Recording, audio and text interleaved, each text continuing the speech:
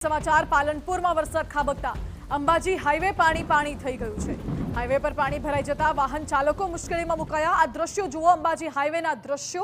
वर्षो जूनी समस्या छे छतां समस्यानो कोई निकाल नथी। दूर दूरथी लोको अंबाजी दर्शने आवता होय छे, परंतु आवी हालतमां दर्शन केवी रीते करवा ते सवाल उठी रह्यो छे। आटલું મોટું તીર્થધામ છતાં પણ તંત્રની આવી બેદરકારી જોવા મળી રહી છે। પોલિટેકનિક રોડ ધનિયાળા 4 રસ્તા પર પાણી ભરાઈ ગયા છે। अंबाजी हाईवे मेन मुख्य हाईवे से तो अवर जवर माटे पब्लिक ने खूब हैरान पड़े। एटलुं बधुं पाणी भराय दर वरसाद में, तो आना माटे सरकार ने कोई जोगवाई करवी पड़े।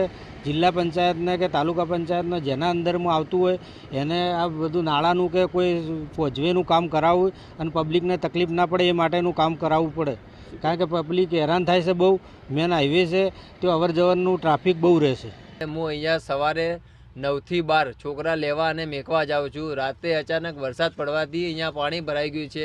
હવે મારે આવા જવામાં હાલાકી થશે અને તેથી કોઈ નગરપાલિકાવાળા કે કોઈ પણ ટીમ સરકારની અહીંયા કામ બામ કરતી નથી। બરાબર ગમે ત્યારે બી નોર્મલ વરસાદ બી પડે છે તો અહીંયા પાણી ભરાઈ જાય છે। અવર જવરમાં બસ છે, ઇકો છે, કોઈ પણ સાધન મોટું મારા બાજુથી પ્રસાર થશે તો છોકરાઓને છાંટા પણ ઉડે છે।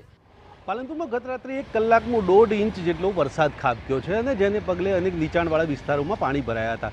જે ખાસ કરીને જે અંબાજીથી જે પાલનપુરનો હાઈવે છે અને ધનિયાળા 4 રસ્તા કહેવાય છે, ત્યાં ખાસ કરીને પાણી ભરાવાનો જે પ્રશ્ન છે, છેલ્લા કેટલાય વર્ષોથી આ પ્રશ્ન છે જે હલ થતો નથી। ત્યારે જ ભારે વરસાદ પડે છે અને અહીંયા પાણી ભરાઈ જાય છે। એટલે કે આ અંબાજીનો મુખ્ય માર્ગ છે ને, અહીંથી વાહન ચાલકો જે છે એ રોજે રોજ પસાર થાય છે અને પાણીમાં જ પસાર થવા માટે મજબૂર બને છે।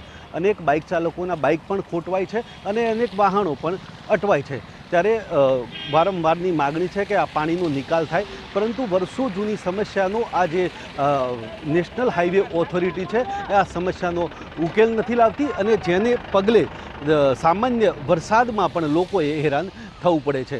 એટલે કે જે આ દ્રશ્યો છે તે પાલનપુર અંબાજી હાઈવેના છે। અહીંયા પાણી ભરાયા છે અને પાણી ભરાવાને કારણે અત્યારે તો અહીંયા મુશ્કેલીઓનો સામનો વાહન ચાલકો કરી રહ્યા છે।